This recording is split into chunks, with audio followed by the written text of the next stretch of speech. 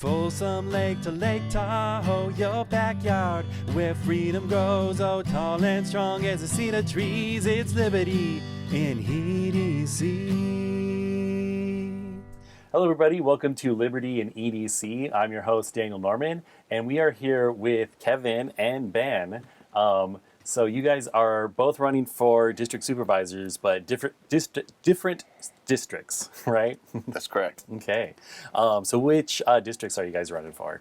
I'm running for District 1, which is primarily Dorado Hills. Okay. And I'm running for District 2, County Supervisor, which a lot of people like to call South County.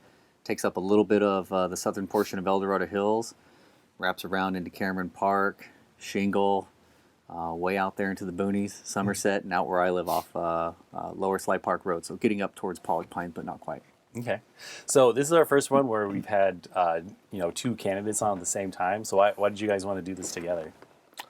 Well, there's a lot of answers to that, but primarily our time with the CSD, we've made a lot of accomplishments, a lot of positive changes and good direction.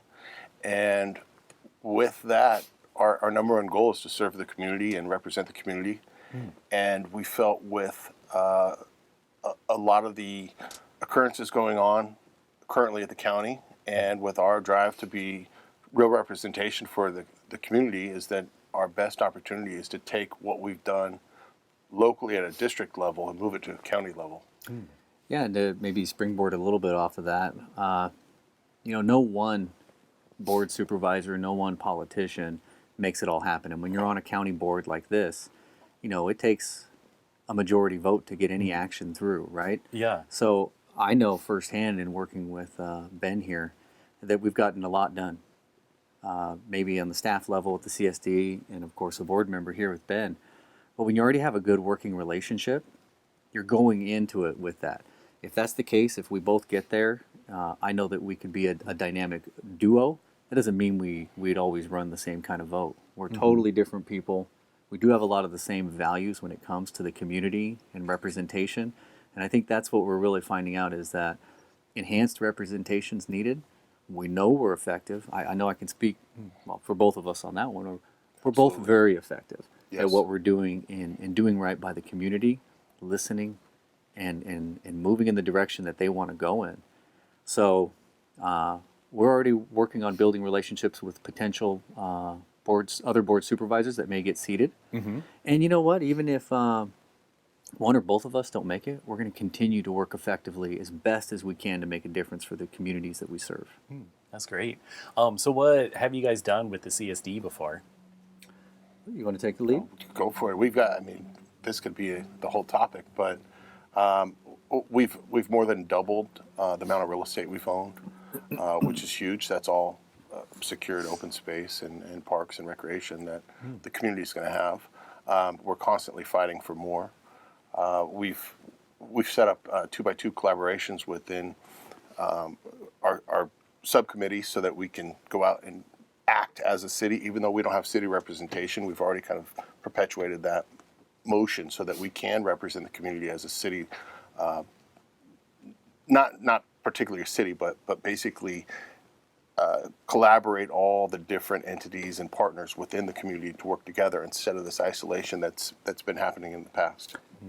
And, again, kind of taking off from there, a number of other things that I think everyone out in the county can find very relevant. There's been the power safety shutoffs with PG&E. Yeah. And if anyone were to look at the newspapers on the topic of, can we get a reliable and responsible energy provider, we're the tip of the spear.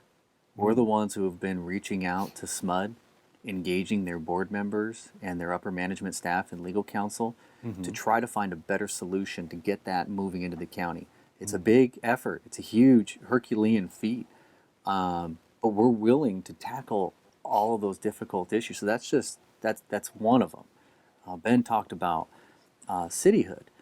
Now, being in the CSD, management and a board member here, that could be our demise, if you will. But if that's what's, as far as with the CSD may have to be dissolved as part of that. We don't know that yet. Oh, gotcha. But that's not going to stop us from pursuing it if that's what's best for the community. We're going to tackle those very difficult tasks. So also with PG&E and SMUD, leveraging with and against them at times to work on fire fuels reduction, so like weed abatement. They have those large utility corridor power lines, high voltage.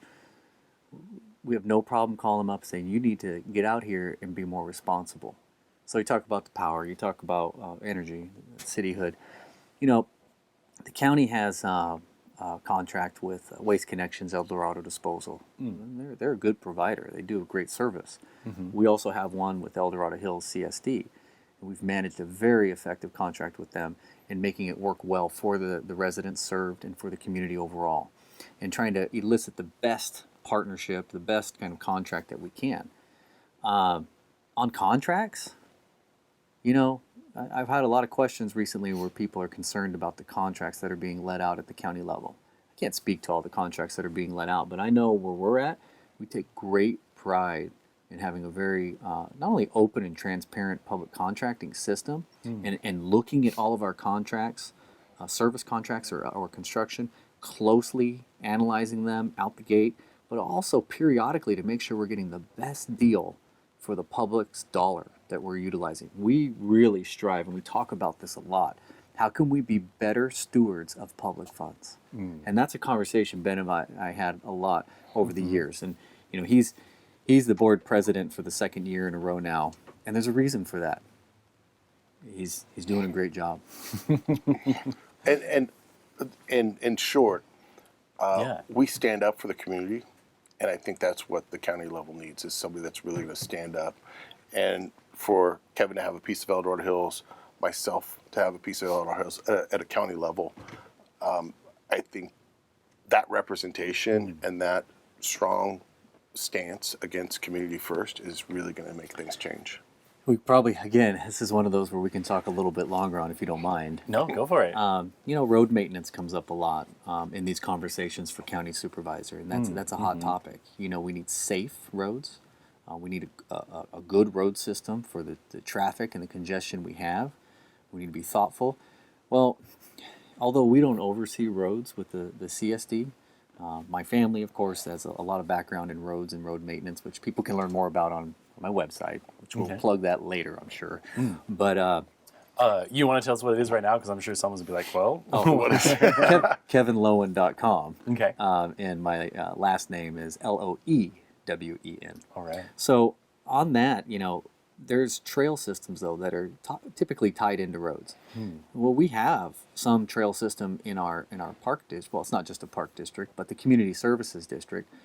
And then we've come across, you know, certain issues in working with the county on that, where trails have been put in, and unbeknownst to us in our district, we kind of find out after the fact, and then we're being asked to maintain those trails after the fact.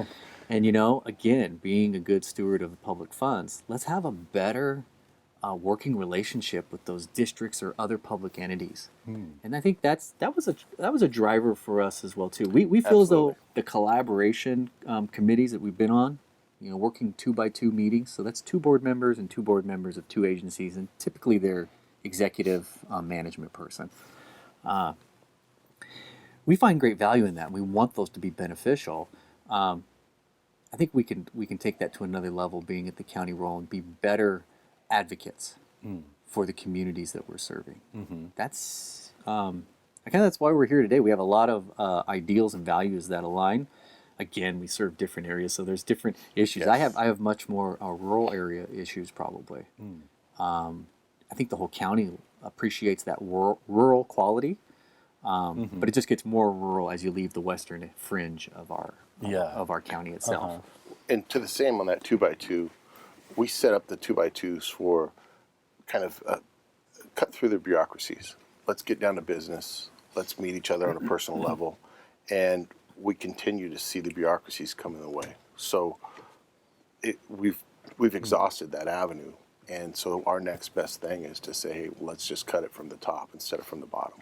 So we're going straight to the top to try and eliminate everything that's in the way of actually pursuing the community we want. And When you say cutting from the top, you're talking about like trimming off the bureaucracy. Yes, if we are working from the county down instead of from the CSD up, we have that upper hand of saying let's get things done, which is what we've done in our past. We've got proven results from the CSD, and I think we can take those same actions and results and put them into a county level. Yeah, Great. Proven results, budget surpluses, putting those surpluses back to good use for services and facilities that we're already charged with doing. And by doing that, then we don't have to go back to the well. The well would be our residents that we serve. You know, we don't need to come back and ask for a special task or additional funds. How can we do this with what we have and do it more effectively, more efficiently, and modernize? You know what? Times have changed. Technology's changed. Ben is a tech guy. I'm not the best tech guy, but I like to exploit tech Yeah. and get the best out of it. So how can we, and we've been doing this with the CSD, is employing, you know, technological modernization or service provision that's more technical than what we have in-house, but doing it in a strategic, thoughtful way. And I say methodical, but I don't mean a slow paralysis of analysis way. Let's be effective and get it done, and then we reap those benefits. So we're making an investment, reaping those dividends, and putting them right back into the community to good use. Maximizing efficiencies Yeah. and getting, like Kevin said, putting it back into the community instead of having it circulate through the systems that don't need to be wasting this. Yeah. Yeah. And if you can do that at a local level, like local just El Dorado Hills, which is the big populous area of the county, why not take that to the county level and do even better for the county that we love and that we love to live in? And I think we can all say that. And hopefully everyone who's out there considering any of the candidates can see and then look at our track record on that. Yeah. Can you guys give us any more specifics? You know, some specific things that you guys have got to do, or you've got to do as part of the CSD? Gotten to do Yeah. as far as deliverables that you can kind of latch onto and see Yeah, what we've you know, some things that people from those areas might be like, oh, like they're the ones who did this. done. So here's a big one, and it's very recent. I talk about on my platform open communication, transparency, public engagement.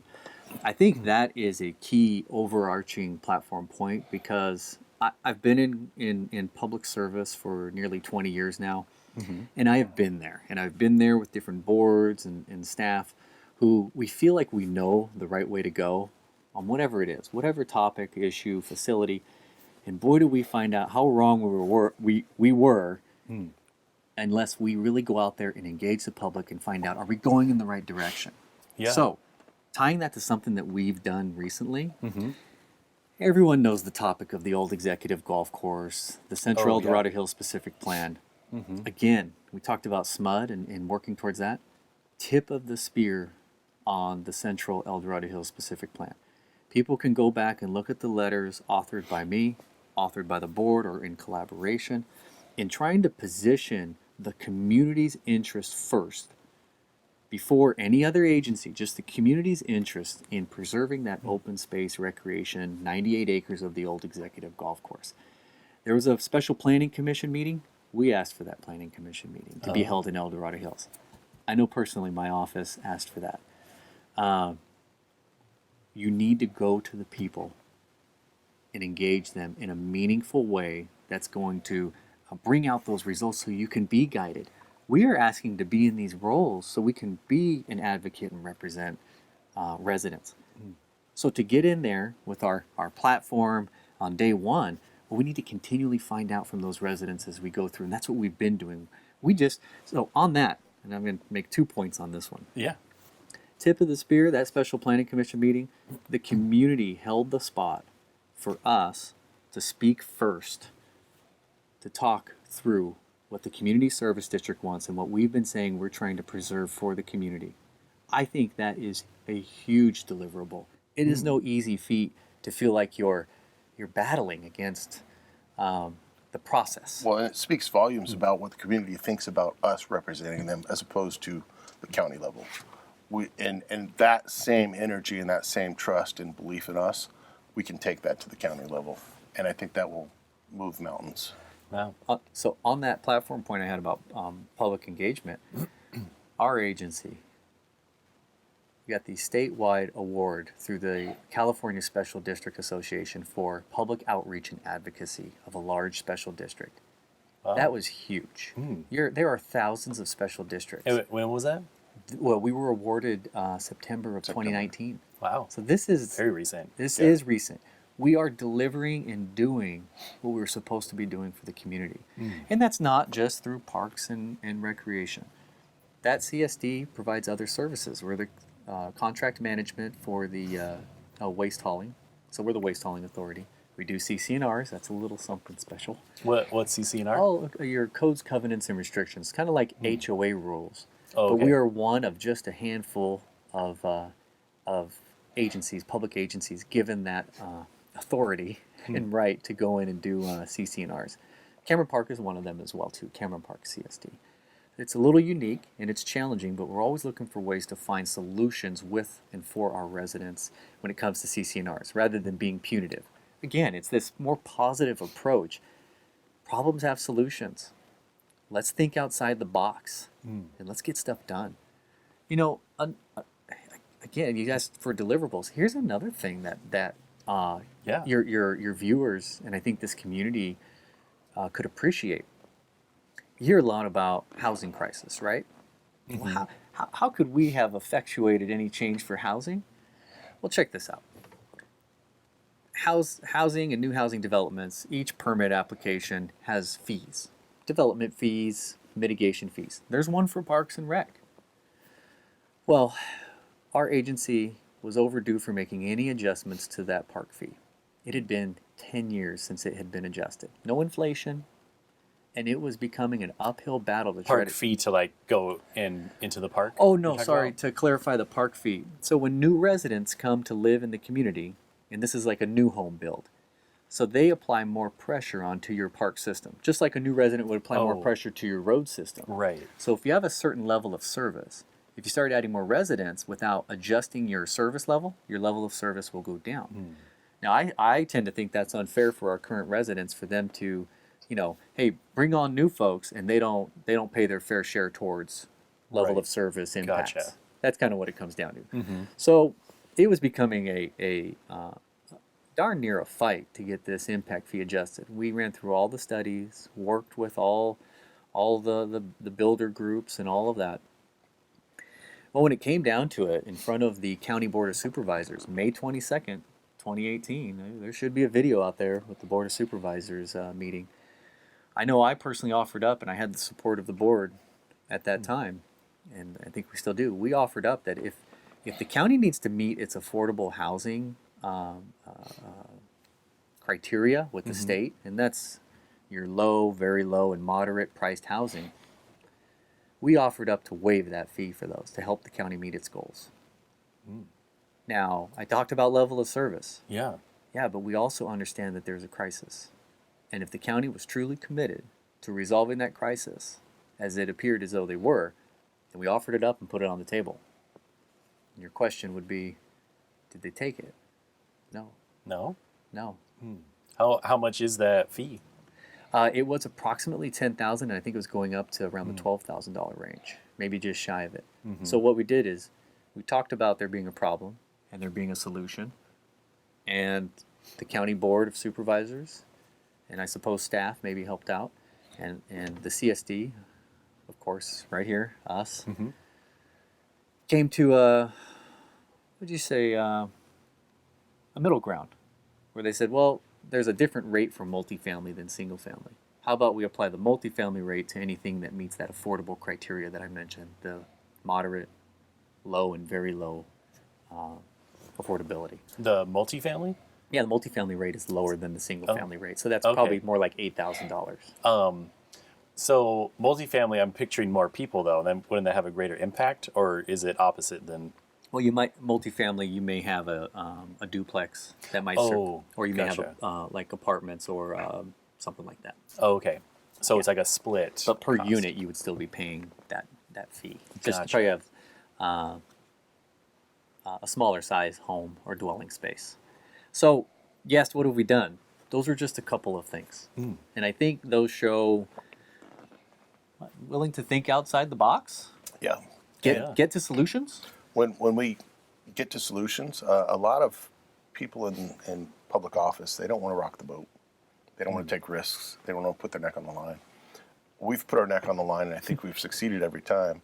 But it's a testament to how we operate. And I think as a team, we've not only put our neck on the line, but we've achieved what we're after. And that's one of the biggest problems, I think, in politics and government today, is that people don't want to rock the boat, and they get swayed by the easy answer, or they take the easy road out.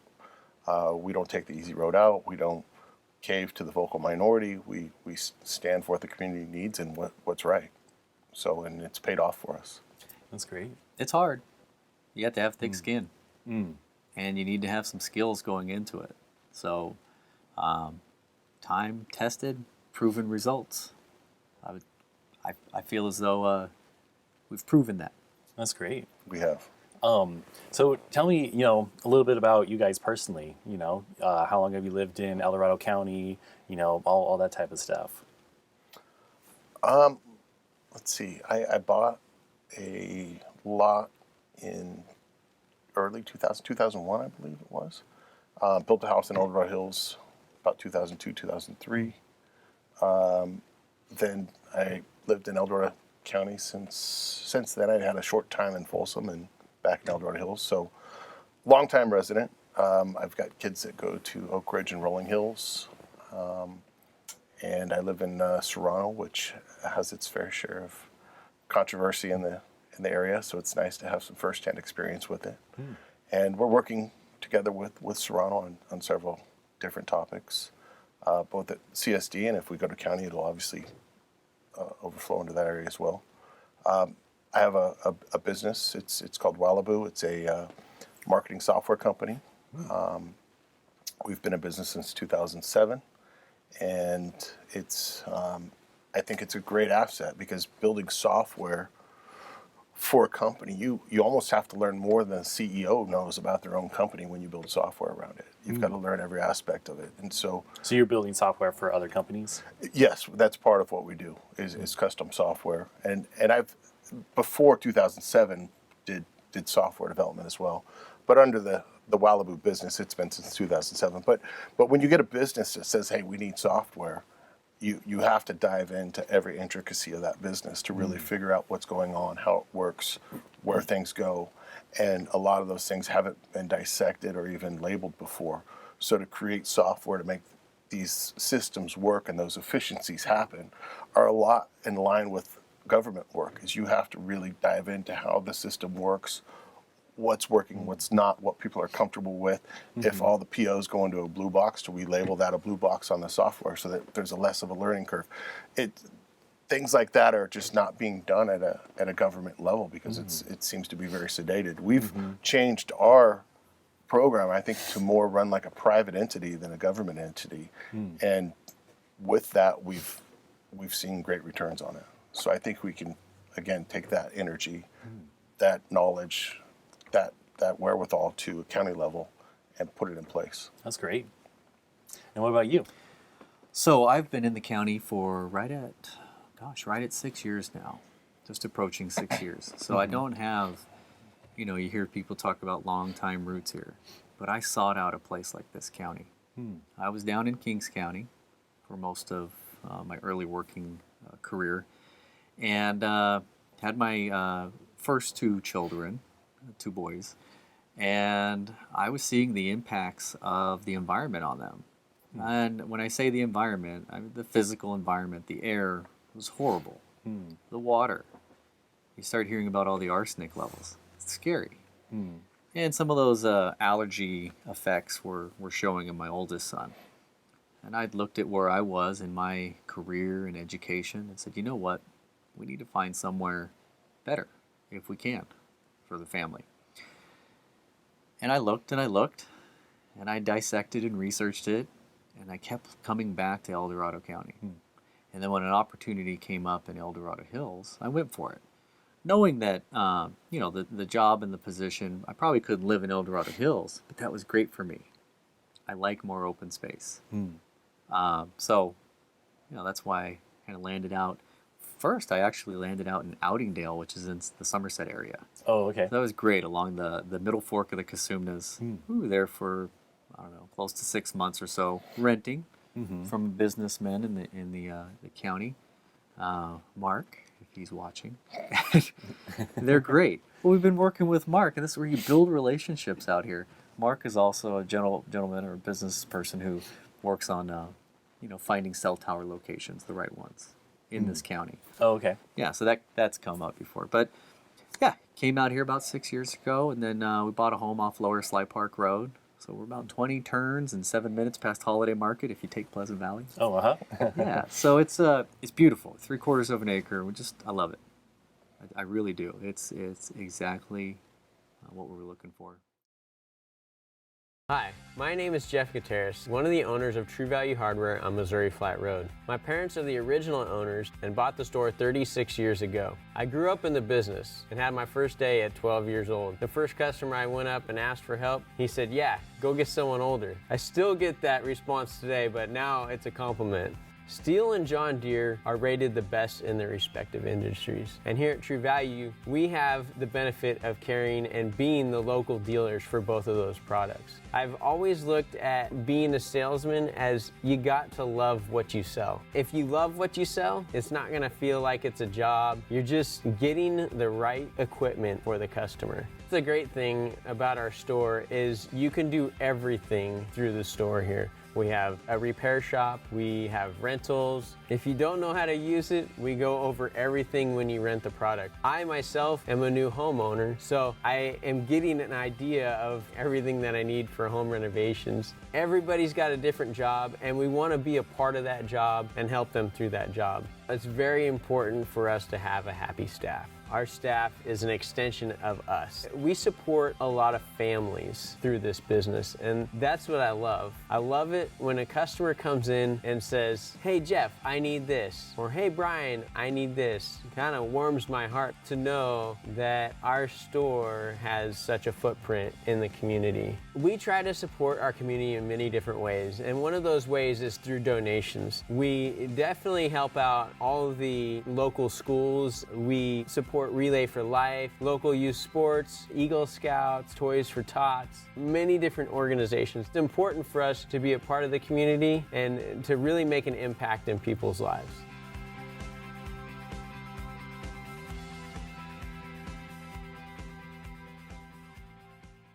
So are there any other issues? So we brought up the electrical, roads.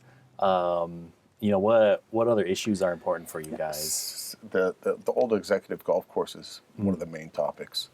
The Central Dorado Hills development plan that's at the board right now essentially is for a rezone of the golf course, which was a hot topic that Kevin mentioned earlier. And that was one of the main things that really drove my push for the race, was that as mentioned earlier, the CSD said, "Hey, we represent the community. We need to do what we need to do to represent the community." And to have somebody run against the development of this and then keep quiet, we said, "Okay, we can smell this a mile away. What's going on?" So we felt it was a big obligation on our end to protect the voice of the community. And what was that thing what's going on? Basically, there's been the incumbent basically ran off of keeping it open space and has kept quiet about opinions on this. So when you run keeping it open, and now that it's actually coming to a head on the whole topic, and not to have an opinion on it, basically scared the community and us to saying, "Hey, is there a flip-flop going on?" So if there's no accountability and there's nobody to say, "Hey, this isn't going to happen, we're going to represent the community," then it just goes through. So it's our obligation to represent the community, especially on something that hot of a topic. Measure E was 91% in favor of not rezoning the golf course. And so you can put a poll out for Is the Sky Blue and not get 91%. So to have that much from the community to say, "No, we don't want to rezone this," and to the homeowners that bought looking at a golf course, that bought looking at open space, I would be up in arms too over the situation. If I'm looking at a golf course and I bought looking at a golf course and it's zone recreation open space, and now somebody wants to come in and plaster it with homes, Yeah. it's not a good topic for anybody. And El Dorado Hills the boulevard is already congested. There's already, the infrastructure for the traffic system on that underpass is a mess. And if you're going to throw another 1,000 homes in that area, it's just going to get tenfold worse. So we said this is a major concern for the community, and we need to stand up for them. Yeah. So, a couple things for me would be, we may have touched on it a little bit during our conversation, which again, thank you, Foothill 7. Yeah. Thanks for Yes. having us. Road maintenance, road safety, fire fuels reductions, fire safety. You hear about towns being burned to the ground, which is tragic. Yeah. We Very can't- sobering. Very sobering. Very. You can't just stand back and say, no, we need to be proactive, supportive of those safety crews. But being proactive on it means getting out there and doing what's right. Maybe it's leveraging for more state, federal funds if we can get it. Could be inmate work crews getting out there. Could be not even in custody. I did a lot of out of custody work details when I was with Kings County. Got a lot of, you don't have to operate such a stringent control measure. But you can get them out working. I think there's a lot of people who want to get out there and help out. But we need to have a thoughtful plan, work on getting the fuels reduction under control. With the roads, maintenance plan, better maintenance plan, a real funding plan that makes sense and is solid. But we also need to look at road safety when it comes to emergency vehicle access, sufficient road capabilities for those safety teams to get in there, be it fire or law enforcement. And we have a lot of areas especially in District 2 that could use some more than TLC. We need to do what's right. If those are county maintained roads, let's take care of it. Yeah. We talked a lot about the public engagement, open communication, transparency. So I think your viewers have a pretty good handle on the commitment there. But another area that I think is key would be when I talk about organizational optimization and efficiency. There's a lot of things that can be done in that area. We talked a little bit about, tech improvements, modernization.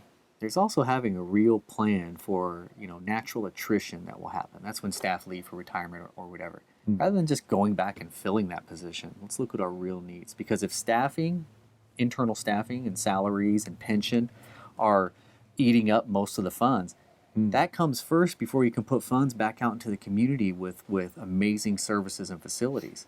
So let's work on that. Let's call it the overhead. Let's work on that. Yeah. You know what? We did a big energy project at the community park in El Dorado Hills. Energy project? Yeah. So we put in this, I think the total was like 480, and I get it wrong all the time, kW, kilowatt hours, whatever it is, 480,000 energy production through solar.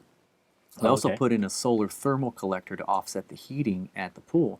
But we not only worked on generation, we worked on our demand. So hit it from both sides. Demand. So we went to LED lighting. We had the air conditioners recommissioned and kind of tuned up, if you will. Put in those sensors in some of our rooms. You can hit things from both sides and really make a bigger impact. So talking about pension, let's get that fixed.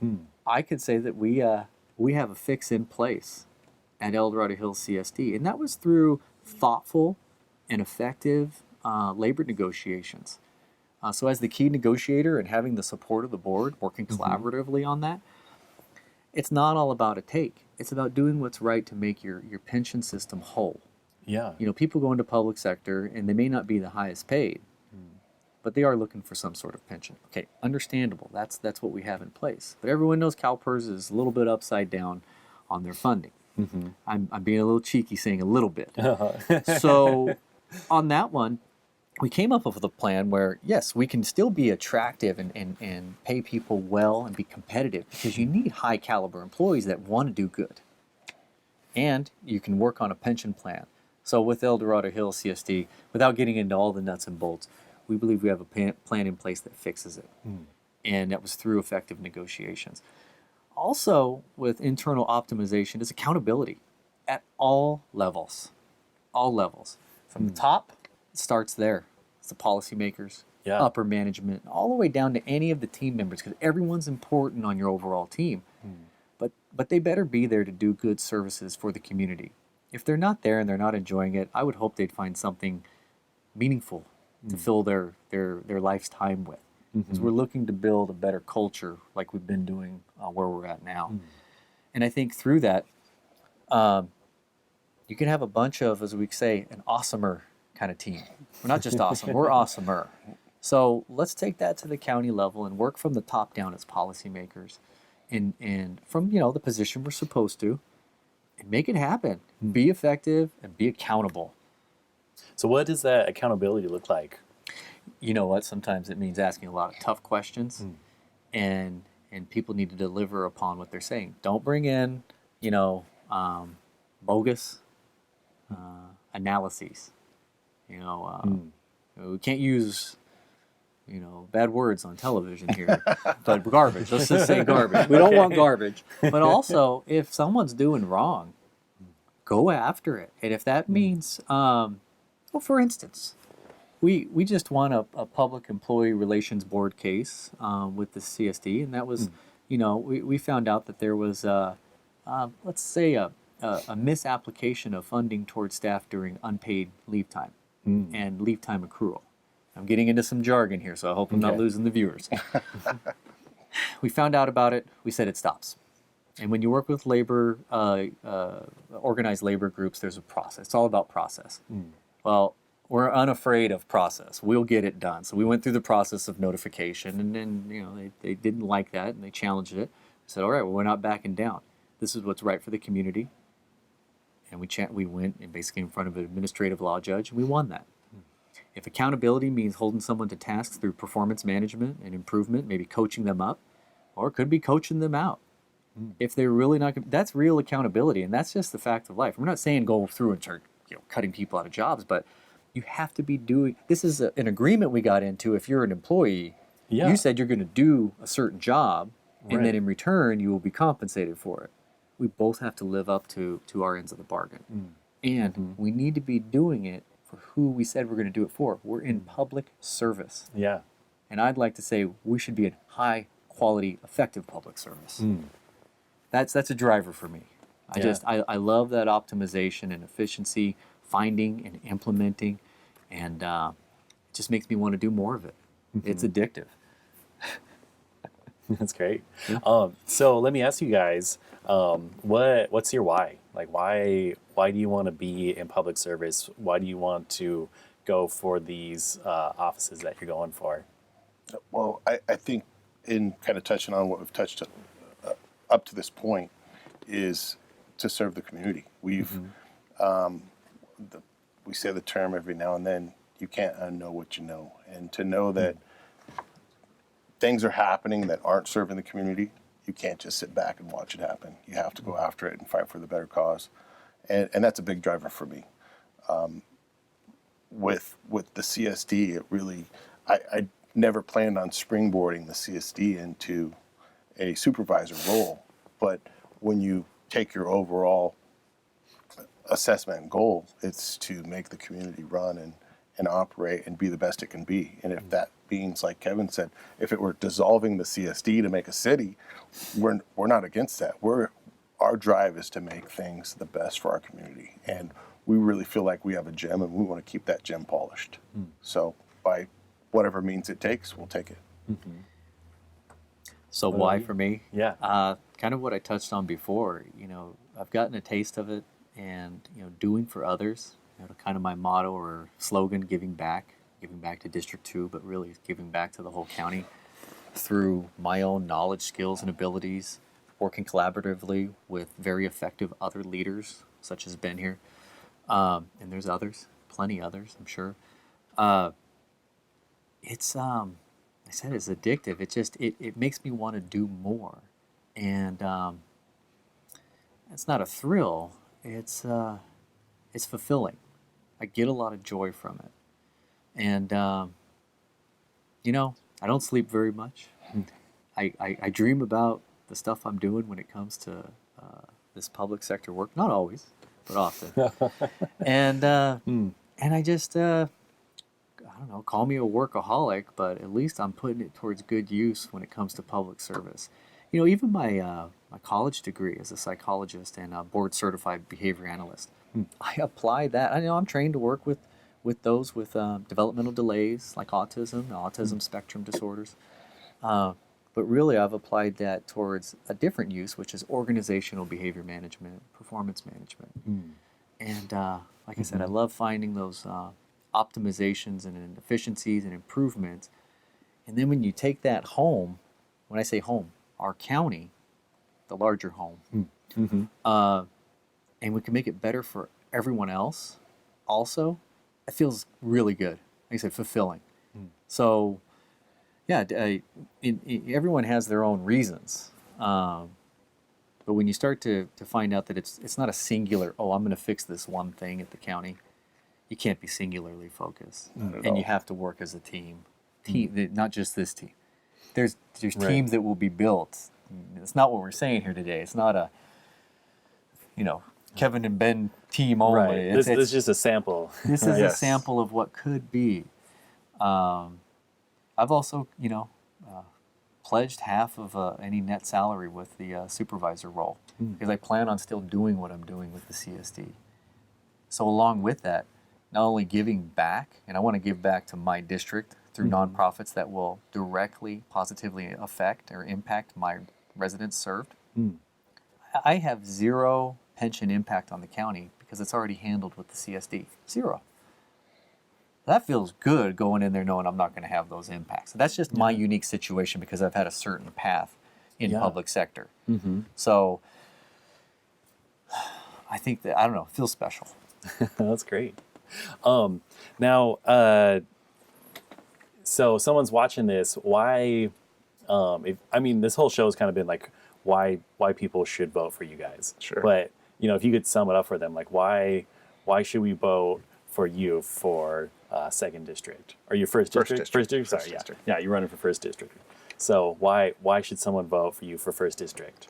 I would say, in short, I'm going to stand up for the district. I'm going to represent the district, and I'm not going to back down to some of the impacts that I think are negatively affecting our district.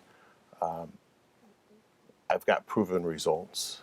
It's always better to have somebody that can get things done and has gotten things done than it is to assume or hope. And really, as a CSD president for the last 2 years, I've got to make a lot of decisions that weren't always the easy decisions, and the best part about that is I take pride in not taking the easy road. So I think if you want somebody that's going to stand up for not just the district and the community, but also take the more difficult path to get the right thing done, that's what my goal is, and that's what I'm going to do. Not the easy path. That's why you have a 4-wheel drive, right? That's right. And the 4-wheel drive. What about you, Kevin? So the why? I think we've talked a lot about some of the whys, but I think I can be the community's biggest advocate. And I know I've proven to be effective. And if they want someone that is being effective right now, and again, like Ben said, not a I will, I can, I might. No, we are. I am doing it. And I'm doing it because I love it. If I can do that for them, I'd be honored. Be their biggest advocate and do what's right for the community. As far as all the other nuts and bolts, it's they can look it up. They can check it out. Check out a little bit of my diatribe on my website or Facebook. Follow, but then give me a call. If they want to talk through it and ask questions.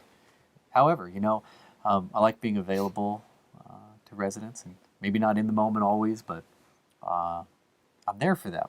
Hmm.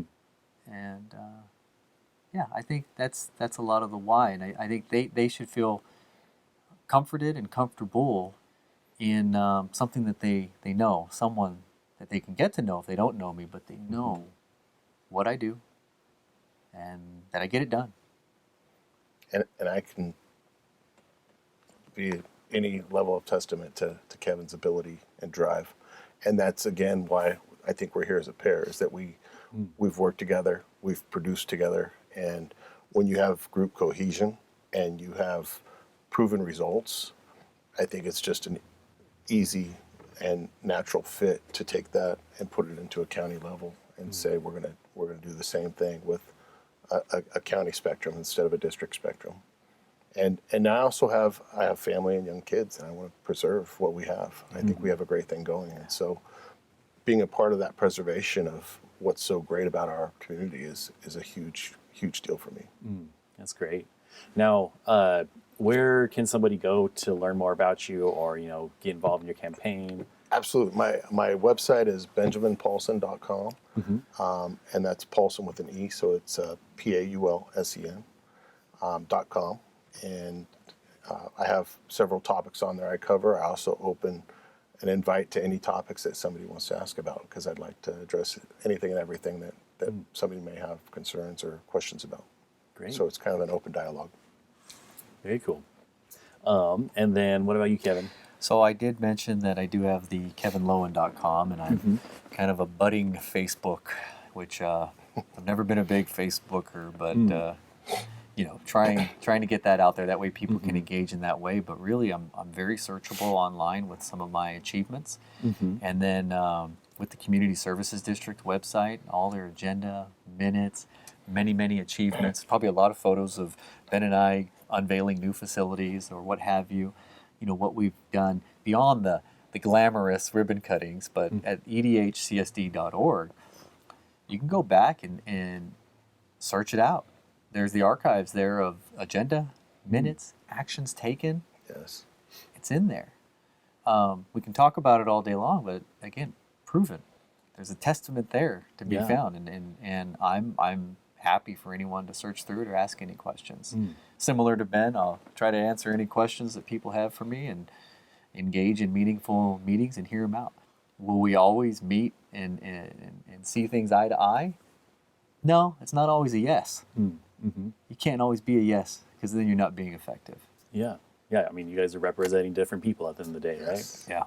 And even between us, we have different viewpoints on things. And I think that's a real sign of a team that can work together, is you can work together in agreement or in disagreement, and you still get things done and you still work effectively. Yeah. Mature discourse, arguments, mature arguments. But you know what? That's how you can get things done. Great. Anything else you guys want to add before we close out? I'm really happy that we could be here and with the community out there viewing. I hope that they get to learn as much as they can to also make an informed decision in the upcoming primaries. There's some interest. It's an interesting race going on. So I just thank you. Thank you Foothill 7, and thank you everyone else.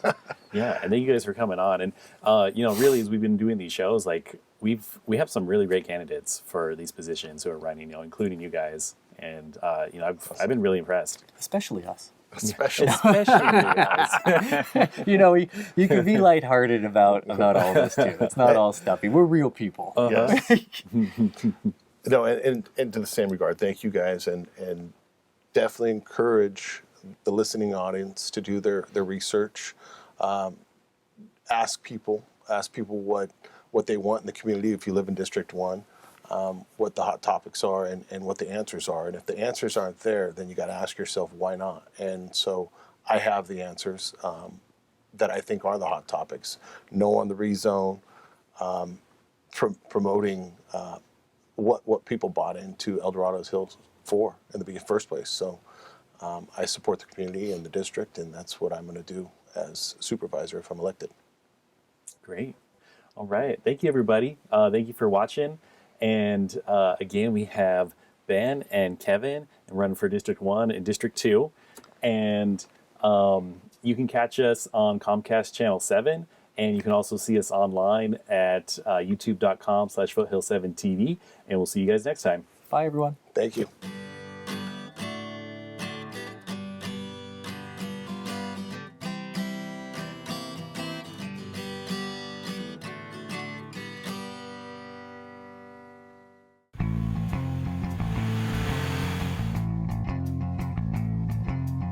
Hi, I'm Rick Rowe, owner of Placerville Polaris and Power Tools. I've owned and operated Placerville Polaris since 2007. If you'd like to experience the off-road, or if you have property in our community, come on in. Let's see what we can build for you. We are your one-stop shop for off-road fun. We do it all, from building your dream toy to decking out your razor. We are complete with a full shop, and we proudly service all our products, including our power tools. We carry only the best top quality brands, and we have everything you need for taking care of your property and maintaining your 100-foot defensible fire space. Building off-road vehicles is a passion of mine that I take very seriously. I like to be personally involved in building your dream toy from start to finish. Here at Placerville Polaris, we do a lot of testing for the manufacturers to ensure you get the proper accessories to fit your specific needs. One of my favorite parts is test driving to maximize satisfaction and quality. Come on in, let's see what we can build for you.